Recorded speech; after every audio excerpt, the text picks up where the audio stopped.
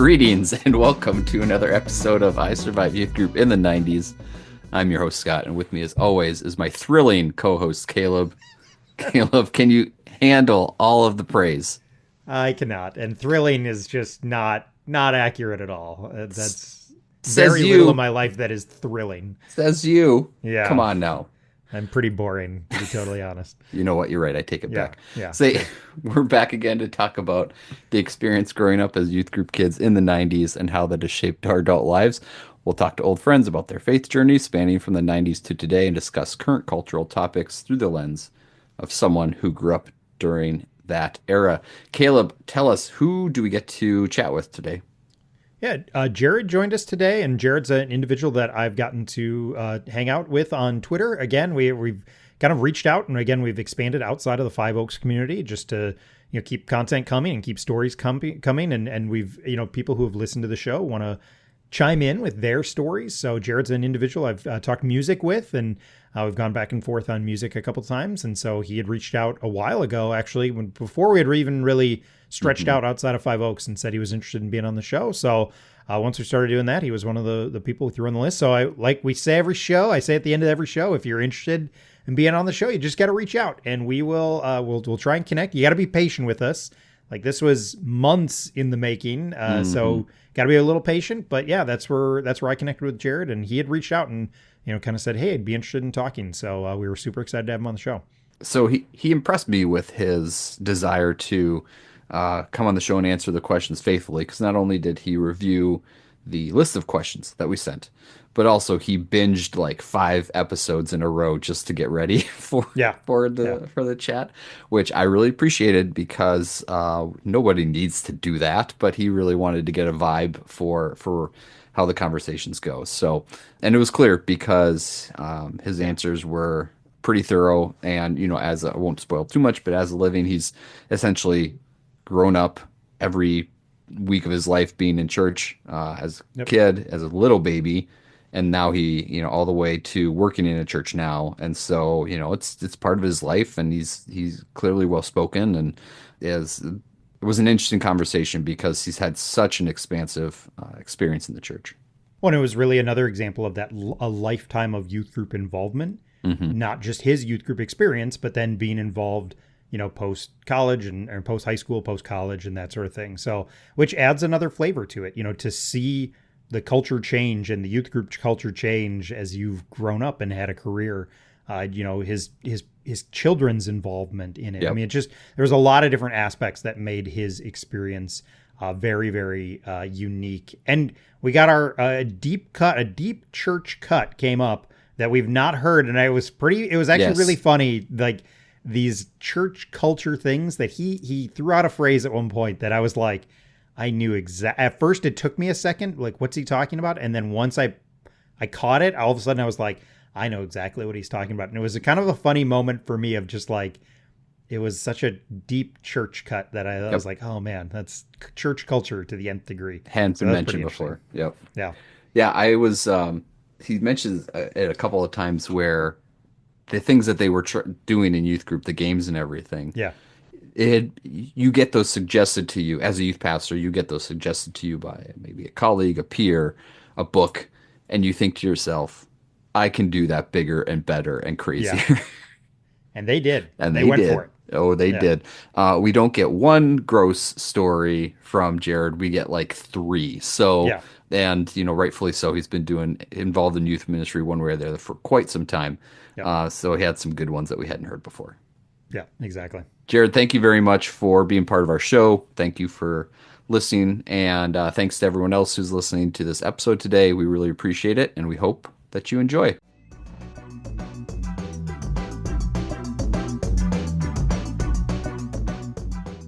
I want to break in and quickly remind everyone that the views and opinions expressed on this episode of I Survived Youth Group in the 90s may not be held by or even approved of by everyone appearing on this episode. One of the goals of this show is to give everyone a safe space to share their opinions and thoughts on deeply personal matters of faith. We are not looking to start an argument, but instead we want to let people share how they feel. During our interviews and discussions, we may not represent every point of view on a given subject, and we understand that this may be frustrating at times, but it is the nature of a podcast discussion with a limited amount of time. We also know and want to acknowledge that our memories of events that happened 25 to 30 years ago may not be 100% accurate. We assume everyone's best intentions as they share how they remember the experience of their youth. Now, back to the show.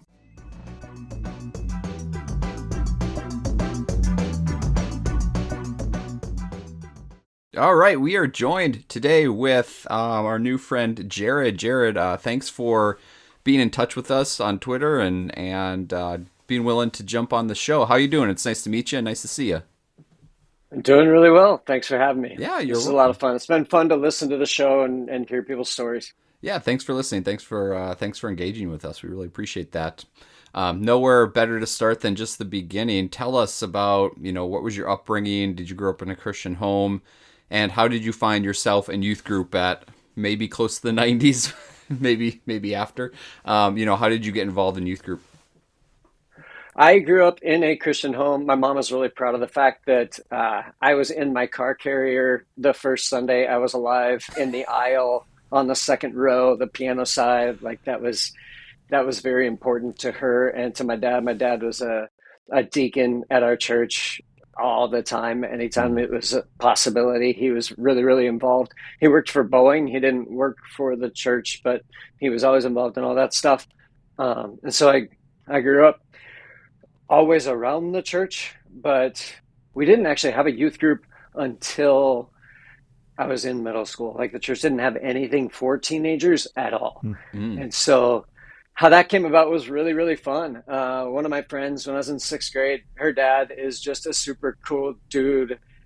He's still doing stuff with audio. He does music and audio stuff for weddings mostly. But he was like, there's a big group of sixth graders at our church. It was a small church. mm, If we had 150 people on a Sunday morning, that was kind of a big deal. Mm-hmm. And so really small, and he just saw a need. And so he invited all the sixth graders to come over to his house after church. And so we'd all go to church, and then after lunch, we'd jump on our bikes and ride over to Roy and Marianne's house and hang out for the afternoon, watch football, play video games. Roy would share a little thought. We'd get into a bunch of trouble and break their stuff. And they were always forgiving and gracious. And then, like, it just started to grow. Like, more kids came every Sunday. We invited our friends, and it became this cool, safe place to hang out. And then as that grew, other couples kind of joined in because they saw the need mm, for these kids to have adults in their lives. And then eventually it turned into having the church recognize that, hey, we've got this group and this is really growing. And so they ended up hiring part-time one of the young guys who had grown up in the church to be the youth director and to kind of shepherd and stuff. And so that's where our youth group kind of came out of. It really launched in like seventh, eighth grade for me, mm-hmm. but it was a new thing for us. Interesting. What is it, an evangelical church you were at, or was it a different denomination? It was a Swedish Baptist church. Sweet. So yeah, we had all kinds of Swedish stuff. Not your traditional youth group setting to be found in a Swedish Baptist church, so makes sense why you didn't have one. Yeah, and the church was small. Like we didn't even have a Wana. We had things for kids, like we had VBS, Mm-hmm. and then they had like pioneer clubs. Oh yeah. We did these pioneer clubs for kids, but we didn't have enough teenagers in the church. And so actually what you would see a lot was that as children grew up into teenagers, they would go to other youth groups of other churches in the area when they became teenagers. And then our church recognized, hey, we've got this group and they're sticking. Mm, So let's do something for them. mm-hmm. Mm-hmm. Cool. Wow, it's like grassroots youth group, all just starting up on its Yeah. own. That's pretty cool. We haven't heard that yet. That's pretty cool. For you yourself personally, what adjectives would you use to describe your faith in high school in the 90s during that youth group time? That's a great question. And the word that I would use really would just be absolute. I was absolutely sure that I was certain of all the things. I was also super, super arrogant that I had all the answers. And if people would just listen to me, they would find all the answers to all their questions. Mm-hmm. And that if I had a voice, then, everything in the world would go well. Hmm. Like I was so very convinced that I had all the answers.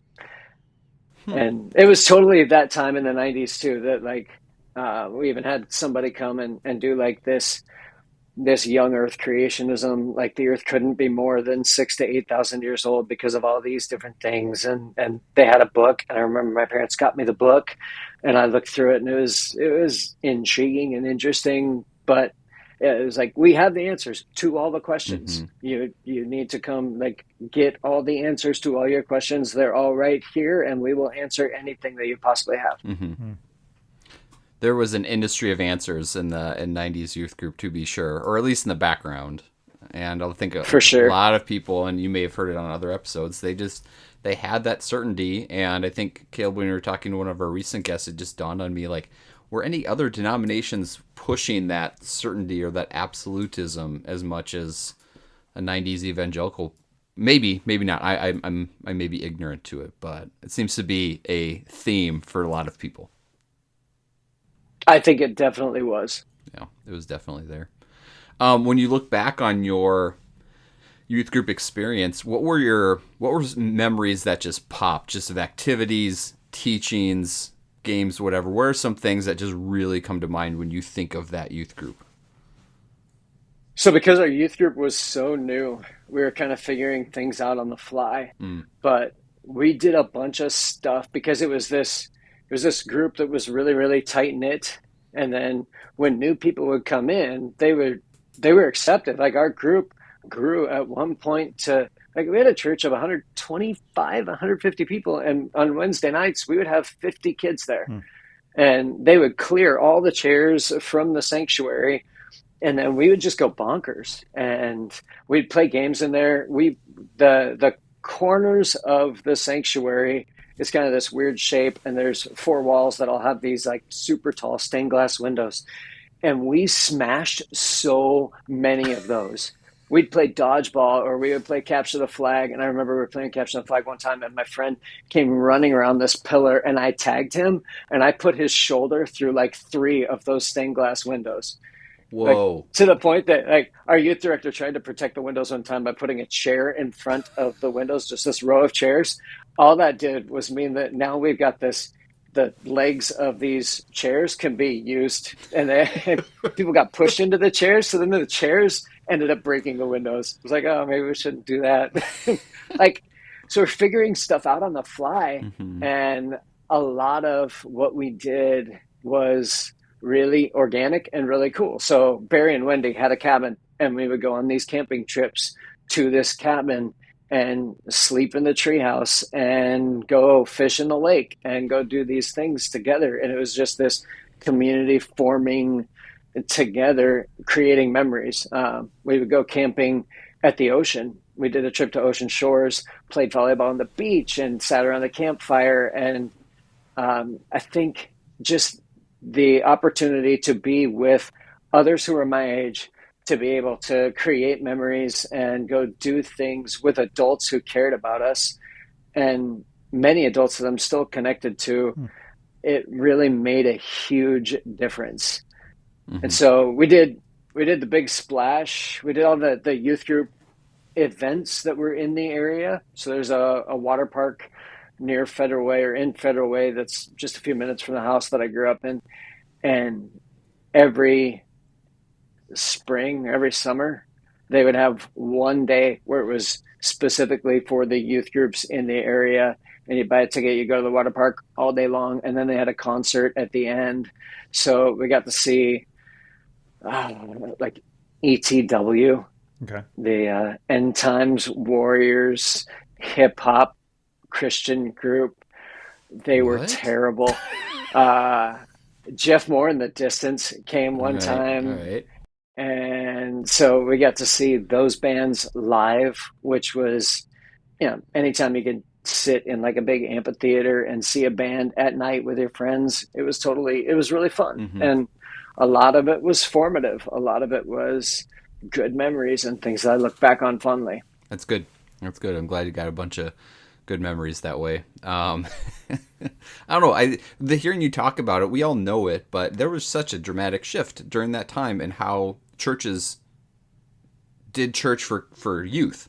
I mean, Yeah. my wife will talk about it a lot, and a lot of people that I'm close with talk about just at some point somebody realized like we're just not reaching the kids, or maybe they found out they were leaving. Maybe it was a reaction to what was happening, a decade or two before, but someone collectively or people collectively realized we got to keep them engaged, and there's an opportunity to do that. So why not?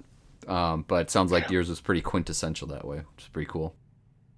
I think, and I actually I've thought about that quite a bit because what we saw in the 50s, 60s, 70s with Youth for Christ and Young Life, Mm. those two organizations exploded in reaching teenagers who were unreached. And I think a lot of churches in that era, churches didn't have youth pastors.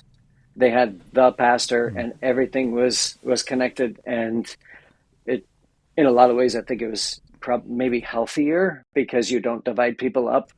But I see. I think the youth group explosion that we saw in the 90s, late 80s, and in the 90s was in part a reaction to what churches saw from the popularity of groups like Youth for Christ and Young Life who were reaching unreached teenagers. And they're like, oh, we don't want to lose our kids to that, Mm. to the parachurch organization. We also need to have something similar or something for them. So let's have a youth pastor. Let's have somebody who reaches specifically to them. And I think I actually worked for both Youth for Christ and Young Life for a time. Mm.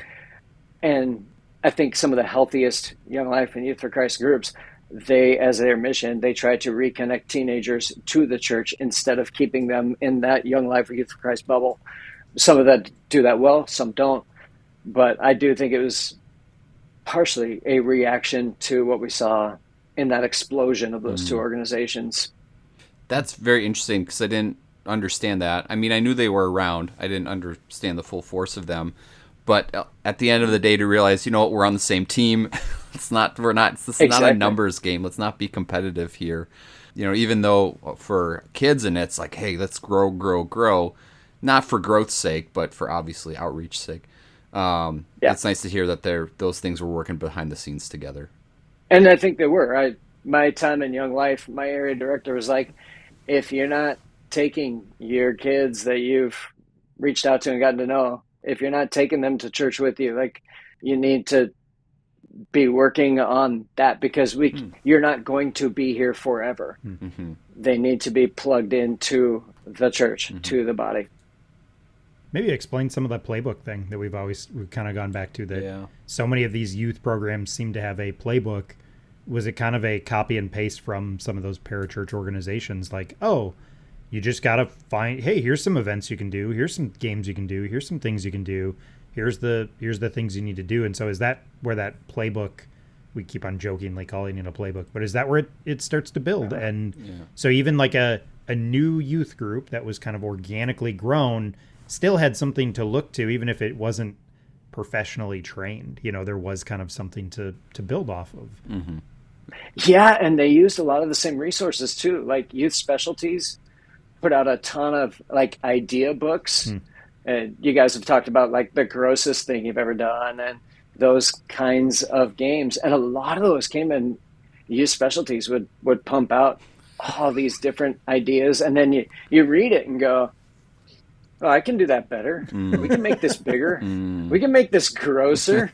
That's bring it on. That's not even a challenge. Let's try this. We should try and find one of those books from like a youth specialties book from the 60s and just see, or 70s or whenever it was, and just see how it reads today. Oh, man. Someone out there has to have something like that. I have had some. Well, cool. That's a nice caveat to what you were talking about with your experience as well. Now, do you have kids that are of this age, youth group age yet? I have my oldest son is 20, my middle son is 18, and my youngest son just started sixth grade. Wow, excellent. So they've gone through it. They've gone through it. Now, are you Yeah. relating to your experience to theirs? Like, how are those two things meshing? So it's really different from my kids because just part of my story too. I went through all of it, and then after I graduated, I went on a mission trip. All the churches in our area that were part of the Baptist General Conference, which is now known as Converge, we Mm. did this one big mission trip together in the summer every 3 years. And one summer, right after I graduated, we went to Tijuana, Mexico. We drove like 8 school buses from the Seattle area down to Tijuana, Wow. and driving through Northern California when you hit like the cattle area and the buses don't have AC, so you got to just put the windows down for fresh air, and all of a sudden the air's not fresh because it's just cows for miles and miles and miles. Hmm. Like you're serving Jesus at that point. You are not, like, you're suffering. Everyone is suffering together. So we did this mission trip together, and which was a huge pivotal moment in my life. And so right after that, I went to college, and as soon as I got there, I had planned on majoring in computer science because I'm a geek and I like computers. And especially at that time, there's a ton of money in computer science. There still is, but at that time, it was all pretty new, which appealed to me. I wanted to have family, provide for a family. I didn't want to have to worry about money, but there was more in store. And so on this trip, it was really clear to me through a number of different circumstances that happened that it really felt like God. And I know some people would disagree with, does God call people to certain things or whatever? And I really felt like God was calling me to ministry through a number of circumstances that happened, things that people said, Mm. things that happened on the trip. And it was like, and then I started just seeking, God, is this what you want me to do? And it seemed like yes. And so I pivoted and majored in youth ministry and minored in computer science. And that set me on a path to being a part-time youth pastor and Mm. then working in a church to this day. And so I was my kids' youth pastor Oh. when they were in youth group. I'm not anymore, Uh-huh. but that's what they knew, was their dad was their youth pastor, and that was a really, really interesting thing to walk through with them. I'll say so. I coach my son's baseball team. I've been doing this forever, and you probably know. I mean, we all kind of know how crazy youth sports can be, right? Far different than when we were kids. So we're doing this day in and day out when the season gets going, right? 5 days a week, sometimes 7 days a week. I have to constantly be changing my hats, right? Like literally and Yep. figuratively. Like I'm putting on my coach hat, and then and that comes off, and I'm dad again, and I have to tell my kid like, when we're on the field, I'm coach, and then I'm dad when we step off. It was, I mean, obviously those lines blur for you and your family and your kids that way, but how much of that did you have to take into that role? Constant.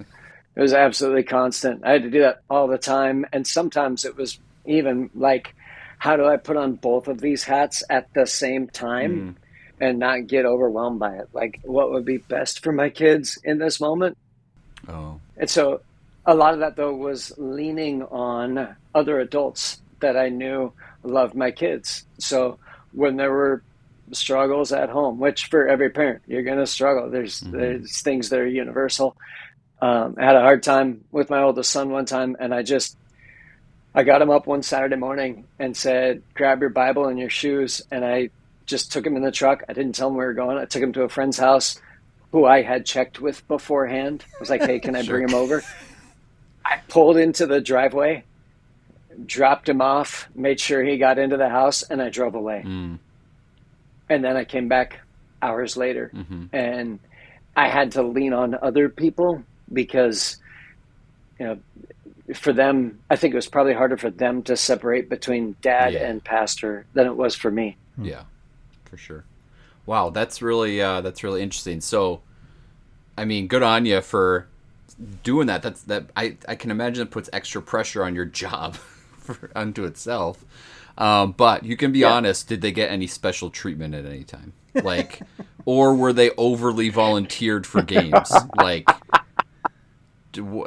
No, I think if they were sitting here in this chair, they would probably say that it was there was less special treatment for them. Mm, They didn't want to be used as examples, and sure. they've been used as examples in many messages just because, like, that's the nature of things. This is something that happened that applies to this that we're looking at. And so, even inadvertently, they got used for things. I don't think they got voluntold to do more than others, but I definitely was very conscious of the whole favoritism thing Yeah. and worked really hard to not favor them, Yeah. which I think sometimes I probably went overboard in that. Yeah. And they probably felt in ways that I cared for their friends more than I cared for them, Yeah. which isn't the case. But as a teenager, as you're wrestling through things, how do you either justify or explain what you're seeing from your perspective? And it was very interesting. Yeah. Oh yeah, I as a coach, my son gets benched more because I can't.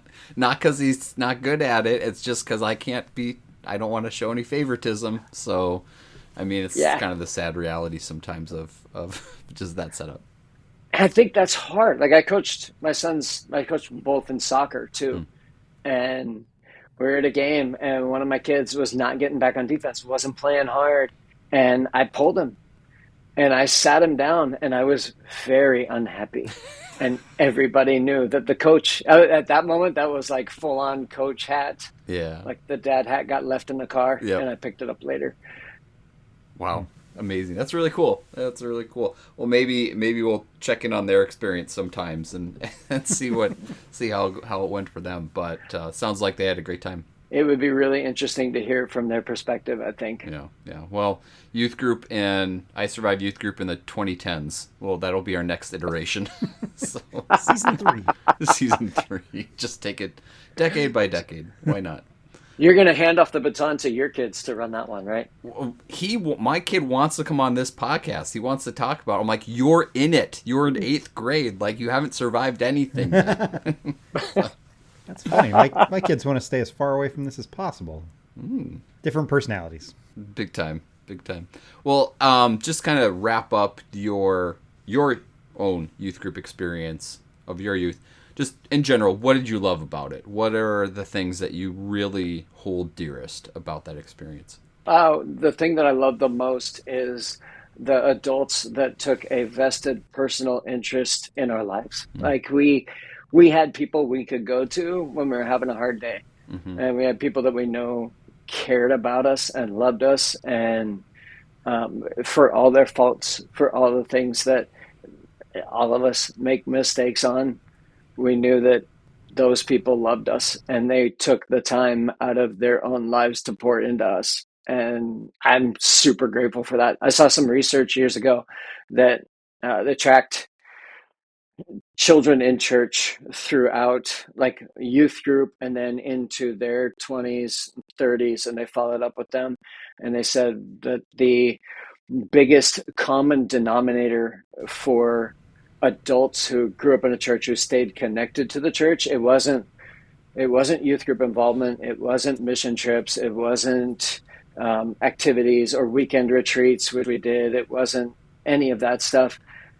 The biggest common denominator was the number of adults that were connected to that teenager. Mm. And they found that the number was 7. Like, if they had 7 people that they could go to and trust, that they knew loved them and cared for them, then those teenagers tended to stay more engaged or at least return later on in life. And that is absolutely true for me. Mm. I could send text messages to any number of people right now and get a response because I know that they care. I know that they love me. They look back on those times in a lot of the same ways. And we actually, I mean, there's stories that we still tell to my kids and to others from those years Mm-hmm. that are just that common experience. And I know we can go back to that.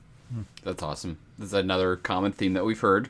Those volunteer, mind you, volunteer adults who are just doing this because they know it's good to spend time with kids and give them a good, safe space to be. So, Yep. I I too look back on that very fondly.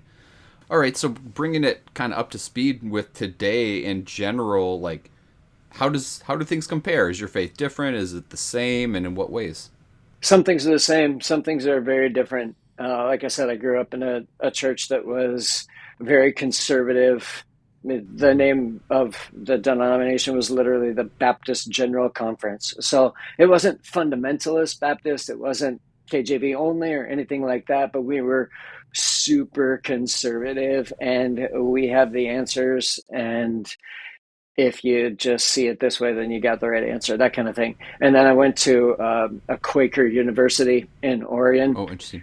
and yeah, that was interesting. And I landed there because they had a good computer science department. And then I found out that wasn't what I was going to do. But I liked the school, and it actually had a good Christian ministries department as well, and met a lot of really cool people, did a lot of stuff in there. But then I started working for a Foursquare church, which, if you're familiar with Foursquare, it's a charismatic denomination. Mm. So I grew up very conservative Baptist, and then went to a Quaker university, and at the same time started volunteering and then working for a charismatic church. And that just blew my mind. Like, wait, you start reading the Bible and looking at things like spiritual gifts that I loved the church I grew up at. I don't remember us ever really talking about spiritual gifts. I don't remember talking about the Holy Spirit. He was kind of Francis Chan wrote a book called The Forgotten God a number of years ago. Yep. Yeah, I think he's exactly right about that. We just didn't touch on it because it was uncomfortable. And like, oh, Mm. we can't give you all the answers about this, so we're going to focus on the stuff we can. Hmm. And we didn't really touch on it. And then all of a sudden, I was in a space where people didn't just touch on it, where it was amplified. And that kind of blew my preconceptions out of the water. I was like, wait, I don't really know about this. Mm. And so that whole experience opened my eyes a lot. And so I wouldn't say I'm charismatic. At the same time, I wouldn't Hmm. say that I'm cessationist, or like, I try to read the Bible differently now Hmm. than with this preconceived notion that I'm going to find what I think I'm going to see. Mm. Interesting. That's quite an array of experiences. It's not like you just went off and did your own thing. Those are long established traditions that have very different ways of approaching scripture, approaching church, and everything like that.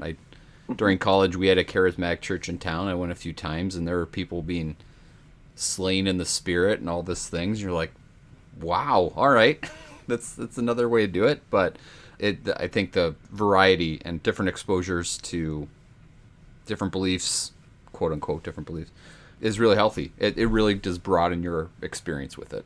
Yeah. And I would say too that I think that early on, like in middle school, high school, I would have looked at somebody who was part of a church background that wasn't like mine. I would have probably said, well, they're wrong because of this, this, this. And I would have started with the assumption that they were wrong. Mm. And I don't do that anymore. Mm.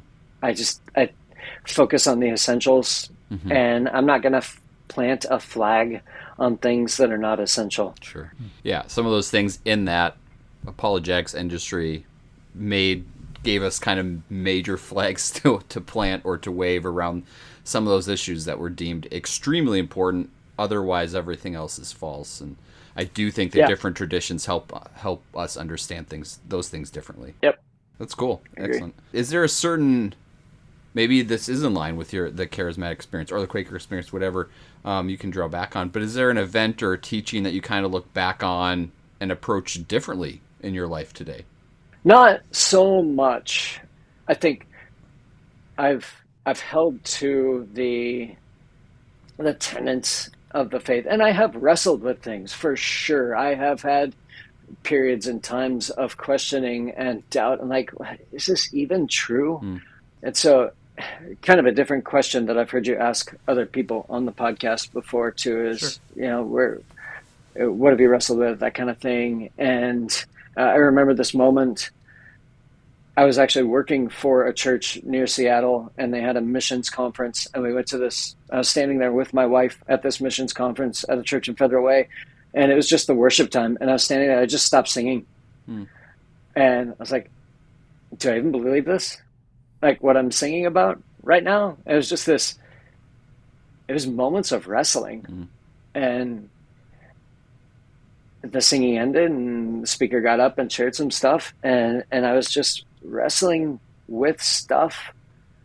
And I wouldn't say it kind of like other people on the podcast have talked about like this certainty. You have to have certainty, and that was kind of that thing from the '90s was we must be certain about all these things. Hmm. There's a few things I'm certain of, but having wrestled through stuff, I think asking questions, it's more that I am now convinced more than I am certain, Mm. and I think that's a better place to be. Hmm. And I think like I remember I read Philip Yancey's The Jesus I Never Knew, Yeah. and I was on an airplane for most of it. I was reading on my way to Kenya, and the things that he observed about Jesus' life, I was like, he took him from being a flannel graph to being like, oh, Jesus got actually angry. Because if you see Jesus on a flannel graph, he's never going to be angry. He's always floating 3 feet above everybody else. He doesn't actually have to walk on anything. He just floats and everything's perfect and wonderful. But Jesus got angry. He got mad. He got like, there's emotion all throughout the Bible. And I think the more I read, the more I studied, the more I became convinced that Jesus is who the Bible says he is. And I would say, too, growing up, I think that being taught that the Bible is a book, and you guys have brought up the inerrancy conversation a number of Mm. times. Seeing the Bible for what it really is in terms of being a library of 66 books that is different forms of literature written by different people with different experiences, and taking it for what it was meant to be instead of what I think it should be Yeah. has helped a lot. And so I actually enjoy reading the Bible instead of feeling like I have to, like it's this chore or Yeah. this thing to check off. I enjoy learning new things about it. Yeah. And so I would say there's less certainty, there's more convincing. Like I have been more convinced. I like that distinction because you maybe the word itself doesn't denote this per se, but the whole feel that at least I got was you have to be certain because you have to defend it, or like you said, you have to plant your flag here. You got to be willing to argue it. You got to be willing to convince other people of it to make other people certain. Whereas being convinced is maybe less of a antagonistic stance about the whole thing. It's more of a maybe a peaceful position than trying to say, "Oh, we're under attack and we need to be ready and to defend all these different facets of the entire book," which can be very difficult for anybody, especially a teenager. So I think that's a really healthy distinction. It also makes, if you feel like you have to defend everything, then you're always on the defensive, which puts you in this state of alert. And Mm. then when there's a challenging question, or it's almost like, no, we can't wrestle with this. And so you start from a point of there must be an easy solution instead of, uh, how does this work out? Mm. What does this mean? And I think there's a ton of mystery in the Bible. Mm-hmm. Tons. It's all over the place. But why do we have to erase the mystery? Mm. Why do we have to cut that out? Mm. And I think the lives of the people that the Bible tells us about, it was real people in a real time in a real place. And I've been blessed to be able to do a couple of study tours to Israel and to Turkey, and to like go and walk in the land and see things.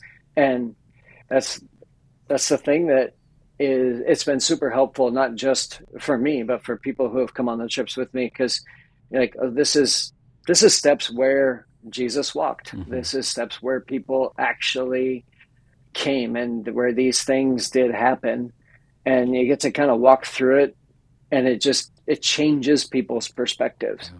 I have checked the records, and this is our first mention of flannel graph on the show. I just wanted to make sure that was noted. That's true. Whoa. Sorry, I interrupted Groundbreaking. you. Yes! I interrupted Groundbreaking. your question for that joke, Scott. I apologize. No, it was worth it, I think. If How in the world is that the first time flannel graphs have been mentioned?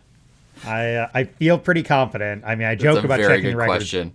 Yeah, but I do think it is the first mention of it. That's a And I very good the question. second you said it, I knew exactly what you were talking about. Yep. It's pretty Same. hilarious. I was like, oh, I know exactly what he's talking about. So To be fair, Kids this today are missing out. this podcast is not entitled "I Survived Sunday School in the '90s." in the This in the is- late '80s. That's this is late true. '80s. That's right. That could be the other like prequel, Caleb. We got our future show, our prequel show. Season 4. Oh, wow. I'm not going to need to work my real job soon. That's going to be great. So as an adult now, it's interesting to me that it's just kind of fully transitioned to, working in a church. It sounds like you've been working in a church after graduating. Is that the case? I mean, you were a youth pastor yourself for a while. Yeah, I after I graduated, I volunteered in a youth group for a couple of years while I worked, and my wife finished school. She took a couple of years off. Mm-hmm. And then we moved up near Seattle, and I worked part-time for the church and part-time for Youth for Christ in this church partnership Mm-hmm. deal because the church didn't have enough people or resources to hire a full-time youth pastor. And it was actually a really, really cool program. I liked it a lot. I liked how they set it up. But at the end of that, it was designed to be a 2-year deal. At the end of that, it was clear that that wasn't going to be our long-term place. And so it was just like, it was weird. My wife and I were both sitting there at church one day, and we had a guest speaker, and I don't remember what they said, but we looked at each other and we're like, I think we're done. Mm-hmm. I think it's time to move. And I didn't know what that meant. And I talked to a bunch of other churches around the Seattle area, and nothing was open. It was weird. But we ended up at a church in a small town in Colorado, and they were looking for a youth pastor, and I actually knew a lot of the kids from that church because we had worked at a summer camp Mm-hmm. in the area that people from that church had sent their kids to. So we actually knew them already. So we landed there, and I was there as the youth pastor / associate for almost 10 years, doing both youth group stuff. And then I started overseeing children's. And then I also took care of like the website and all the technology because I'm a geek. And it was kind of one of those like wear many hats, jack of all trades, master of none. And then almost 10 years after we moved there, we came down to Dallas, and I worked as the high school director at the church that we're now at for 4.5 years, and then moved into communications. So now I oversee all of our communications stuff between video, graphics, website, the app. But that also gives me opportunities to do things like lead study tours to Israel and Turkey and get to do some of the stuff that I never would have had the opportunity to do if my schedule was the schedule of youth ministry. Sure. So I will go a little off script here just because we've only really talked to one other person that gives us their perspective of how youth group has changed over time. Like in your, what are some ways that you've just seen it change from when it started organically for you in 7th, 8th grade to, where it's come all the way now 30 years later? I think there's a lot of ways it's changed. And it depends too on the area that you're in and the size of the church and all that stuff. Some churches can go like a full program, super mega church. You got the lights and the fog and laser shows and all kinds of things and just get kids hyped up. I've never been a part of anything like that, at least on a weekly basis. We've done like the weekend retreats and that kind of thing where they're special and different. But I think it's come a little bit full circle in that, at least where we're at now, things are not so much about the heavy-handed programming, like we have to do this attractional thing to draw people in. And it's more like our youth group here is the basis of it is small groups. Like Sunday mornings, there's teaching for middle school, high school students in different areas.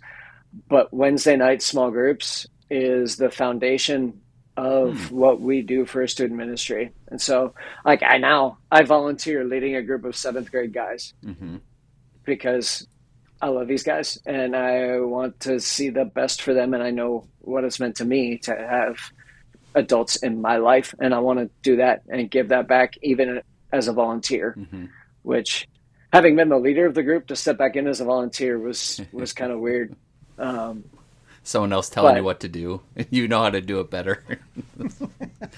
but it's also great because I don't have to be responsible for Yeah. everything. Yeah. You did your time, man. It's You did your time. Oh man, I don't have to plan the events. I can show up, and I always show up with a camera, Mm, and it's fun. sure. And I get to hang out with the guys and be a part of their lives, and I still get to be a voice in their life without having to be like an authority figure. Hmm. Hmm. That's There's that's still authority, there's still influence, but it doesn't have to be the same. well, and you're probably going to be to some of those young men people who they can text in, or if we're other form of communication in 20 years, contact, and you pick up the phone and talk to them, and that's kind of what you're going for, right? Is to set that foundation and Absolutely. example. So that's amazing. On that note, I did make a note for myself to talk about what we mentioned earlier with volunteer adults. Is I'm just curious, is there the same type of emphasis of either college students, parents, people staying involved with those youth today? Are they doing the small group thing like you are, or is it harder to find people for that? With where we're at, that's a huge point of emphasis. Hmm. We've got a great team of adults and always pulling in new people. And I think the thing is that the adults see the difference that it makes in a student's life. Hmm. Like we share those stories, we talk about that, and then they invite their friends to come and join them in leading a group. And in some ways, I think it's hard Hmm. just because the culture has changed. Culture isn't the same. As I look back on my time growing up, we didn't have like formalized life groups or small groups in my church growing up. We just did life together, and so we would go over to somebody's house for lunch on Sunday afternoons Yeah. once a month, and we'd go out in the boat on the lake and hang out, and it was like life together. And I think there is an element of that that has kind of come full circle. But for churches that are looking for leaders and that seem to be struggling with it, everybody struggles with it at some point. Yeah. But I think when people see the difference that it makes and when churches kind of come together, then it can be done. Hmm. And adults can see the need and they can step in. Hmm. That doesn't mean that it won't be easy or will be easy. Yeah. It won't be because you're dealing with the lives of teenagers and their lives are messy. Hmm. But it is awesome when you get a text from somebody who's now in college, and or you get a wedding invitation or a Yeah. birth announcement or Yeah. something like I had a voice in their life, and they continue to reach out and stay in touch. Yeah. Yeah. That's amazing. That's awesome. Well, a few more questions here for you, just about your own journey. Thanks for entertaining my questions about your occupation. Um, as an adult, what has been the most impactful life event that's you've had on your spiritual life? I like to one of the things that's been said about me is that I am loyal to a fault in a lot of ways. Hmm. And we had a very difficult season. I wouldn't Impactful probably isn't the right word for my story. Formative is probably the word that I would choose Hmm. to use. And we were at our church in Colorado, and our pastor retired, which it was at that point, it was just me. I was the only pastor on staff. So we were doing a pastor search, but it was really difficult because there was a lot of division and I was at the center of all of it. I don't like conflict. I Throughout my life, I have avoided conflict usually to the negative, but I Hmm. definitely had to engage in it at that time. And being right in the middle of all of that was really difficult to the point that I was preaching and teaching on Sundays. I was overseeing the youth group and the youth ministry, and I was just constantly working and constantly stressed. And I was working on a message one day in my office, and one of the sweet old ladies in our church came in and stood at my door, and she looked at me and goes, "Have you lost weight?" I'm like, "I don't think so, Mm, but I'm a runner. I like to stay active and do races and stuff." And it made me curious. And so I went home and got on the scale just out of curiosity. And I weighed 120 pounds. mm, Mm. I was like, oh, that's not healthy, mm, not in the least. And there were a lot of things going on. But one of the things that happened as a result of that was it it made me open to the idea of God moving us from one point to another, mm. because I didn't want to move. I didn't want to leave. Sure. And especially, we lived in the mountains in Colorado, in a beautiful place, surrounded by people that we love and people that we had gotten to know. And the thought of leaving them and going somewhere else was painful. Mm, And I don't like pain. But that time, that experience, God used that in my life to bring me to a place that I not only did I not think that this is where I would end up, I actively resisted it. mm, And and yet that was it was the place that we needed to be. I just didn't know it. mm.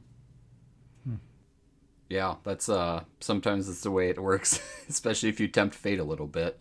We had a sermon a couple weeks ago about God hiding in places where you're not expecting to find him, and I think it was a really good message about not being surprised when God shows up in places that you're either not ready for or uncomfortable with, or you think he might be offended by, that sort of thing. And so when especially if we're going through a time of change, he's leading us in those directions to get us to where we need to be. So sounds like you may not have planned on ending up in Texas, but here you are.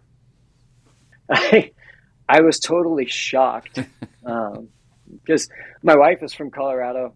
I grew up near Seattle. This is the flattest place I've ever lived. Yeah. I like to tell people it's true. The highest point in our city is an overpass.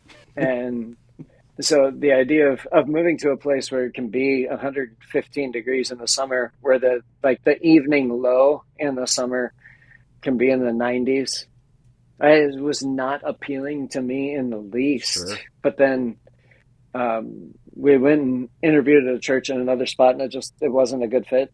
And so we got back after that interview, and my wife looked at me and said, "Well, what about that church in Texas?" I was like, Mm, "You'd be open to that?" She's a Colorado mountain girl. mm-hmm. And it's like, well, if God wants us, like if God would open that door, then we should at least look into it. Mm-hmm. And so we met, filled out the stuff, and then had a couple of interviews online and Zoom interviews, and really fell in love with the people. And it was the people that brought us here. Yeah. It certainly wasn't the landscape, but there is beauty in Texas. It's just at sunrise and sunset. Those people must be pretty great.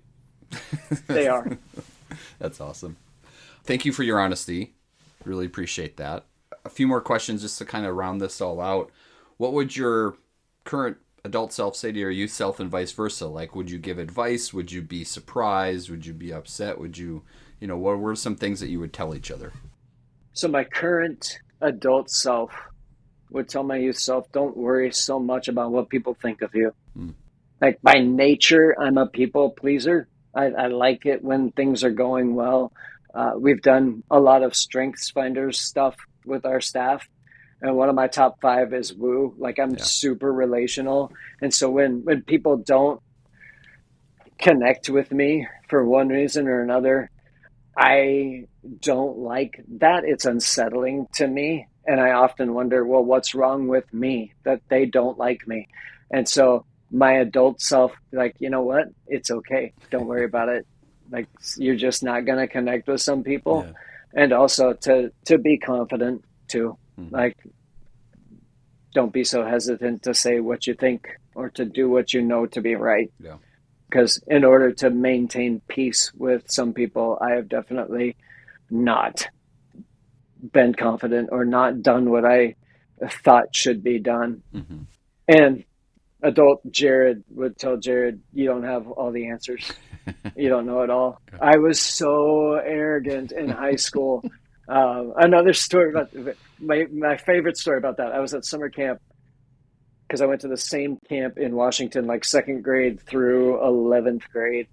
And one year in high school, our camp counselor, like we had these partner cabins and these small group times, and we were sitting down in the dining hall at our small group time, and he was like, "Hey, I've invited a friend to come and talk with you guys." Back to that apologetics thing. He's like, "So I'm going to go get him. And I'll be right back." And he goes out and like puts on a hat and then comes in, introduces himself as an atheist, which is like, we've seen these things Sure. happen. He's going to argue for the atheistic point of view, and then we are supposed to answer from our perspective. And so he starts asking these questions, but I was so self-assured and so confident that I had all the answers that anytime he asked a question, I would just give the answer. I wouldn't wait for anybody else. And he was a good leader, so he's trying to like ask other people, "Well, what do you think? And what do you?" And I just kept interjecting. And he finally turns to me to try to get me to shut up and let somebody else answer something. And he's like, "Well, why won't you let anybody else answer?" Like he was just direct and pointed. Mm-hmm. To my everlasting shame, I arrogantly looked at him and was like, "Well, you know, we're all on a journey. And some of us are just further along on the journey than others." Whoa, dude. Yeah. You know what's funny about this? You just said you would tell your younger self to be more confident. Like that's what you just said. And here you are, like on this specific issue of knowing your Bible, knowing the answers, knowing why it's right. Like you were not afraid to be confident there. That's true. So that's really true. Yeah, that's interesting. Yeah.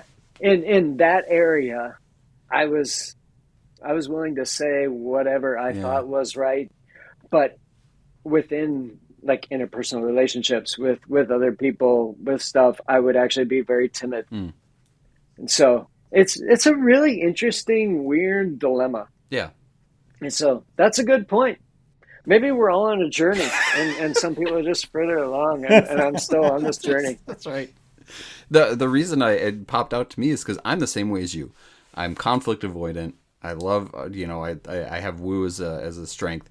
All of those things resonate with me. I want people to like me desperately. And so it's like, and that's always been the case.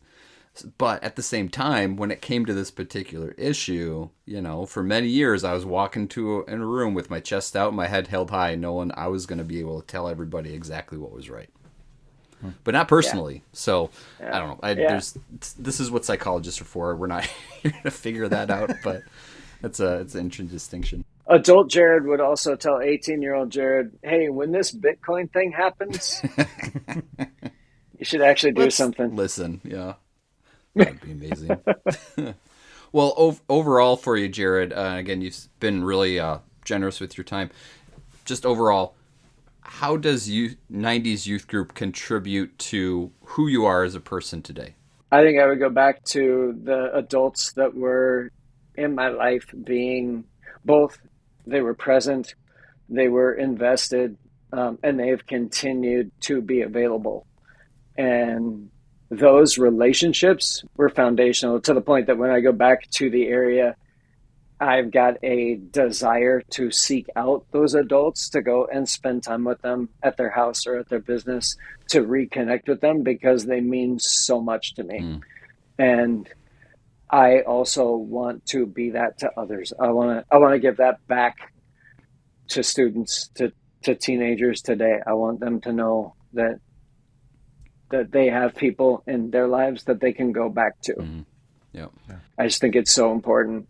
Adults that are not your parents are really important. And then back in the day, maybe you had family members or something like that, but it continues to be true to this day that, as you said, is one of the most important things for kids to have. It's good on you for generating that, not only for your own kids, but for those that you worked with. Since you have been a youth group and also a youth leader, I'm assuming you've seen your fair share of gross, crazy, borderline illegal things that we would do to keep everyone interested. Can you just name one that is the craziest that you can remember? The craziest. I have many, so I will have to choose. But it did not actually come from my time in the group. It came from my time leading the group, which might be worse. And nothing that we did was illegal. I worked at a summer camp for a couple of years and then also went back to that camp as a volunteer, like youth pastor. I went up to run games and activities, but I also did a bunch of stuff at the church that we were at just because you have a middle school group or whatever. And middle schoolers love disgusting, gross things. Mm-hmm. So one time, a really brief one, we decided to, as an activity for that night, to do Happy Shake. So one of my volunteers on his way to the church stopped at McDonald's and ordered two Happy Meals, one with the chicken nuggets, Oh one with a no. burger, chocolate milk, fries, and a soda. And I brought my blender, put my blender on the stage, brought up both bags, and then put everything, just the food items, not the wrappers or anything, just the food items inside the blender. And I hit puree on that sucker Ugh. and blended it all up, poured it into 4 glasses, got 4 volunteers Ugh. from our middle schoolers, and they each came up, and then it was a race to see who could chug it the fastest. Ugh. And one of the girls, she's tiny little blonde middle schooler, looks at the glass, grabs it, and just pounded that thing. Like, didn't even swallow. It just went down the chute. And she comes down off the stage afterwards and she walks past me, and I was just dying of laughter. And she looks at me and goes, "I'm a vegetarian." Like, she volunteered for it. I didn't make her do it. She's like, I looked at her and just said, "Well, it wasn't real meat." Oh my gosh, dude. Please tell me she was also like the quietest kid there. Just like walks up on stage She like was a pretty. boss and just slams it. She just slammed that thing. Ugh. First, I got one more that it was just an absolute delight, but it comes from summer camp. So summer camp is, if did you guys go to summer camps? Yep. So you take all the regular activity stuff that you do, and then you ramp it up as much as you possibly can at summer camp. And so our first year at this camp, it was a small camp, like 50 kids. And for the high school week, I asked the woman who was the wife of the director and also the cook. She's a phenomenal cook. I asked her to save all the scraps of food and freeze them. Mm. She knew what we were doing. The kids didn't know that we were doing this. And then the last full day of camp, I set up a kiddie pool. And during chapel, I put this kiddie pool out in the field, and I filled it with like 100 pounds of oatmeal, and then just filled it with water and let it bake, let the sun just bake it. And we pulled out those scraps of food from a pot and we just set it off to the side. Dude. And then we got all the kids around this kiddie pool, and I got volunteers from each cabin just to oatmeal wrestle. So it was like guys against guys and girls against girls. They're wrestling in oatmeal, which is impossible to do. You can't possibly pin somebody when they're covered in oatmeal because they're just too slick. So nobody ever got pinned. But this slop was flying everywhere. And then people would leaders would get in there and wrestle, and then they would just start throwing oatmeal at all the kids who were gathered around. So if you were too close, you're getting it on you too. When we were done oatmeal wrestling, we took the food scraps, which had it's gross. And we know. I kind of We want to know where throw this up is just going. a little bit right now. That's right. Yeah, you do. So we took this melted pot of food scraps, we threw it in, mixed it all up, and then it was just an absolute free for all. You grab a handful of the slop and just throw it on whoever you possibly can. And some kids are backing up, not getting away. Most of them were full on engaged, and it was incredible. Get totally covered. Colorado sun baked it all onto their skin, Yeah. and so it just gets crusty, and you're like peeling off all kinds of, like the food that you ate on Monday, you're now peeling it off of you. Fortunately, the camp was right along a river, so as soon as the the pool was empty, we all just walked over to the river and like sat down and fed the fish downstream. But People pay like $300 to the spa to get oatmeal baked on their face, and you guys are doing it for free. come to camp, we'll do it for free. Oh, Wow, those man. are yeah. I honestly thought the last thing with the oatmeal in the tub, someone was going to eat something, but still, gross enough to have it all over you and baked into you. Yeah, some probably got it put in their mouths incidentally, but that was not intentional or was not designed. I couldn't do that to them. Yeah, yeah. I did enough. There's a line. We Uh, weren't going to cross any lines. yeah, no, no. Of course, we weren't going to cross any lines at all with any of the things that we did. The camp director, I asked him, "Hey, can we do this or this?" And he was like, "As long as it's legal, moral, and ethical, go for it." I do think about my kids' youth group, and there's just no way they would ever, like Nerf guns and maybe a little bit of a water fight is as Yeah. intense they're gonna get. And I just it's interesting to think about that change because I can see it and I can see what those activities that you're doing, and I just feel like, yep, I think if our youth pastor would have he would have done those. I Yeah, don't for sure. think I don't think it would have flinched twice. Nope. Where like I think the youth pastor my kids are going to today, and I think he's making a wise decision for where things are at. Like I just there's no way they would do those things. It's just so interesting to me how Yeah. we're not. It's not like this. We're not. It's not like we're talking about 50 years ago. We're talking No. about what 15 years ago or so. 20. I mean, it's just Yeah. it's crazy. You are very generous and gracious. Thank you. 20. I don't know. And kind of going back to the Young Life Youth for Christ influence, a lot of the things we did in Young Life were outlandish Yeah. like that. And so it kind of bled over into the activities that I would plan, the things that I would do at a camp or at youth group. Okay, one that I did personally, one that was super gross that I was involved in. We did a skit. I went back and volunteered a little bit at the church that I grew up in. When I was in college, I would volunteer on the weekends, or when I was home for the summer, I would help lead something.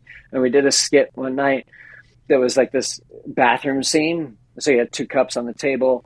The first person would wake up, walk over. One cup was full of water. They would brush their teeth and then use the water to rinse and spit in the other cup. Have you seen this? Yep. Have you seen the We skit? did this Yes. one. Oh, yes. Yeah. You did this Oh, one? yes. I mean, not So we personally, used- but our Yeah. youth group did it. Our Yeah. youth group did it for sure. Yeah. We used Oreos. We used Cheetos. What else do we use? We used something else that was just awful. And I ended up being the last guy. Oh gosh. Oh. So, get up, brush my teeth, and then you've got this cup, and it's a clear cup. So everybody can see everything that's in there. You've got people's spit, toothpaste. The Oreos were gross. They were disgusting. And everything was all mixed up. And then I chugged it in front of everybody. Oh. And This is the why the term treasures in heaven exists. Oh, you earned it. I think it's why we called the show "I Survived Youth Group" in the '90s. Yes. Like it's just a whole different animal. Like Yes.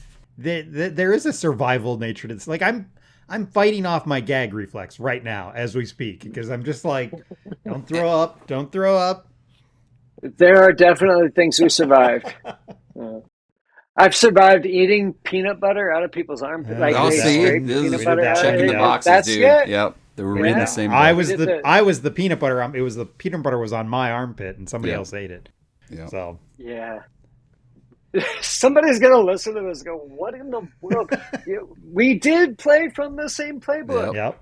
yep. Indeed. Absolutely. Well, again, for anyone listening, this is free therapy. So if you fall into that 2010 generation, you're not even listening. That doesn't matter. But, you can come on later and we'll talk about why watching your youth pastor drink Oreo water and plus backwash, necessitates talking through it.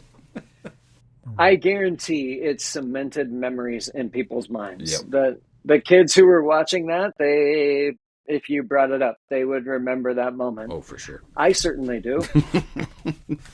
You need therapy too. Let's talk about it. We can talk about it. Hey, man, this has been really fun to get to talk to you. I've really enjoyed this conversation very much. And so thank you for sharing all those stories. I expected some, once I realized you'd worked in a church and youth ministry for a long time, I was hoping for some pretty gross stories. So that box was checked for sure. But also, too, just the spiritual journey stuff is super interesting.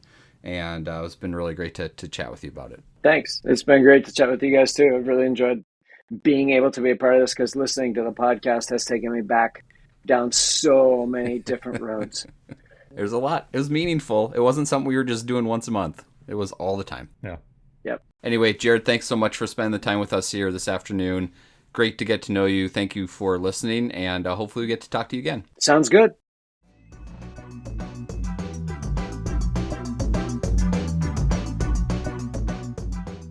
Thanks for listening to this episode of I Survived Youth Group in the 90s. We hope you enjoyed it. Once again, we want to say thank you to Jared for taking time out of his day to talk to us about his experience, not only in youth group, but post-youth group, working in youth groups, working with youth groups, and working with churches. A ton of different experiences that really made for an interesting story and kind of an interesting journey that he's been on. So, Jared, thanks so much for taking time to talk with us.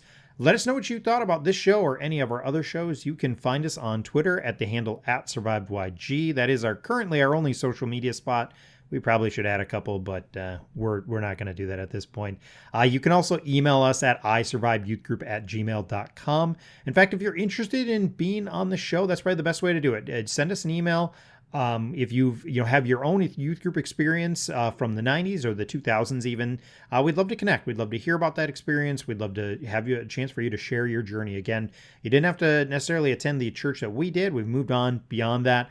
So we're just continuing to look for people who want to share their experience and share their story and share how that youth group experience has impacted their lives. Please subscribe and share the podcast. If you're so inclined, leave a rating or a review. If you enjoy this show, you might also enjoy the other podcast I do. It's a music podcast called the Album Anniversary Podcast. Over the last couple of years, I've researched and documented the release date of thousands of albums. Throughout the week, I do post about them on social media. I've had a couple different formats on the show, but it's a chance to sit down with somebody who wants to talk about an album that they love or that's important to them and discuss that album. Once again, it's called the Album Anniversary Podcast. The music at the beginning and the end of this show is the instrumental version of the song Positive Charge by the artist Red Pirate Roberts. Thanks again, and we will talk to you soon.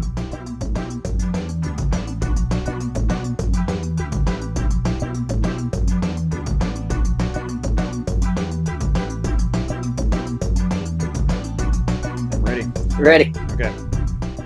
I'll count you in, Scott. Okay, hold on. Sorry, I'm not ready, I guess. All right, now I'm at the questions. Okay, I'm ready. Okay. I don't even have them up. I'm that bad. All right. It's because I don't say anything on this podcast. All right, here Sometimes. we go. 3, 2, 1. We're not even at an hour. If it takes you a little time to tell, I mean, if it's compelling, I think that's what matters. And if it's shaped you, I think it's, but I'm not telling you either way. Yep. Games for youth groups, by the way, by youth specialists. Oh, did you? I found some stuff on Amazon. I found games 2, games 3, crowd breakers and mixers for youth groups. Help! My games stink. 52 amazing games for youth ministry. Oh, holy crap! This is all I'm here for on this episode. Apparently, that's right. Is random crap. So, yeah. Part 2, I'll come back on and we'll go through one of those.